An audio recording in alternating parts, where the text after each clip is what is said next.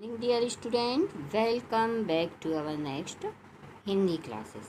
Previous video में हमने chapter number 18 की रीडिंग कंप्लीट की, उसको समझा और अब आज हम उसकी एक्सरसाइज करेंगे। तो चैप्टर नंबर 18 पेज नंबर 107। तो सबसे पहला क्या करेंगे, अभ्यास में मौखिक अभिव्यक्ति। मौखिक अभिव्यक्ति क्या है? निम्नलिखित प्रश्नों के मौखिक उत्तर दीजिए। कौन किसको कहानी सुना रहा है? तो यशोधरा अपने पुत्र राहुल को कहानी सुना रही है। प्रातःकाल उपवन में कौन भ्रमण कर रहा था? प्रातःकाल उपवन में कौन भ्रमण कर रहा था? पिता, है ना, जो गौतम बुद्ध थे वो भ्रमण कर रहे थे, महात्मा बुद्ध। अब शिकारी को वार लगने पर क्या हुआ? शिकारी को नहीं आएगा, शिकारी का, ये रॉन्ग छप गया है। शिकारी का वार लगने पर क्या हुआ? शिकारी का वार लगने पर जो पक्षी था वो घायल हो गया। अब पेज नंबर 108 पे आ जाइए। लिखित अभिव्यक्ति। सही उत्तर पर सही का निशान लगाइए। फर्स्ट है, हुआ विवाद सदैव निर्दय में। उभर आग्रही थे स्व विषय में।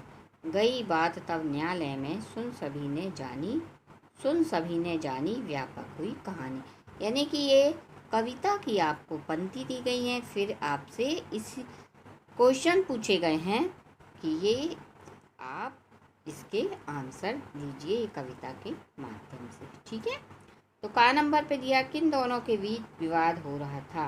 किसके बीच हो रहा था विवाद? आंसर है शिकारी और सिद्धार्थ की बीच में।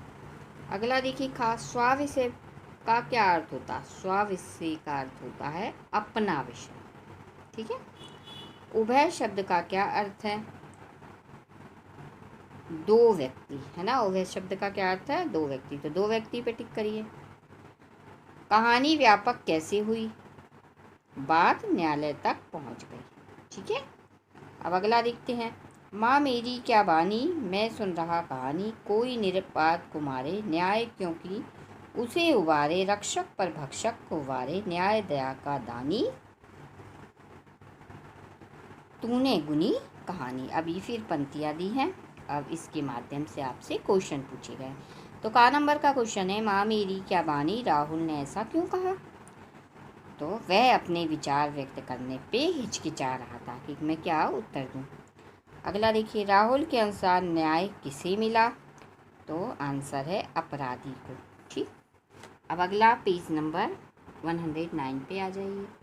यशोधरा को क्यों लगा कि राहुल कहानी का अर्थ समझ गया? उसने समझा कि रक्षक भक्षक से बड़ा होता, इसलिए उन्होंने समझा कि इसको कहानी का अर्थ समझ आ गया। ठीक है। अब आप CW अपनी कॉपी निकालिए। सबसे पहला हम शब्दार्थ लिखते हैं, इसके बाद 109 पेज नंबर की क्वेश्चन आंसर करेंगे। तो देखिए, 18 चैप्टर का है 18 और उसका शीर्षक है माँ कहे एक कहानी। ये ऊपर डालिए। अब शब्द और अर्थ लिखिए। चेटी यानी होता है दासी, हटी यानी जिद्दी, मानधन यानी पुत्र, भ्रमण का अर्थ है सैर, सुरभि का अर्थ है सुगंध, मनमानी यानी अपनी इच्छा से, फिर वर्ण यानी रंग, विद्ध यानी विधकर, शर यानी वाण, उभय यानी दोनों। अब देखिए, अब प्रश्न उत्तर हम करते हैं। का नंबर पे दिया, बुद्ध की पत्नी यशोधरा ने मानधन शब्द का प्रयोग किसके लिए किया है?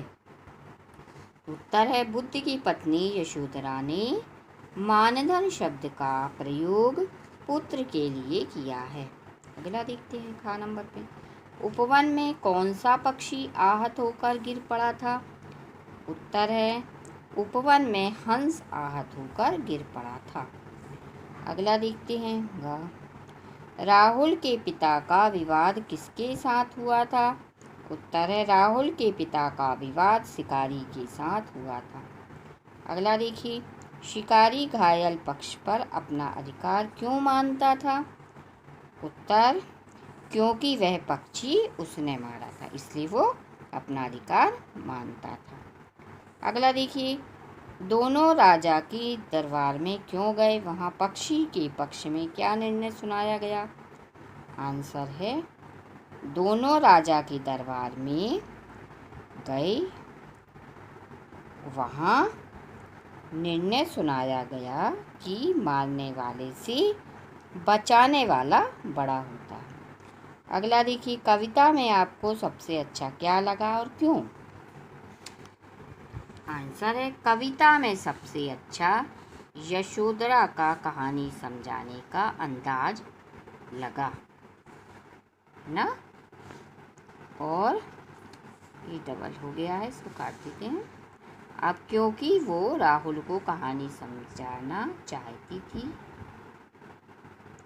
और वह समझ गया। ठीक है, अब देखिए ये आपके प्रश्नोत्तर कंप्लीट हो गए। अब हम क्या करेंगे, ग्रामर वाला क्वेश्चन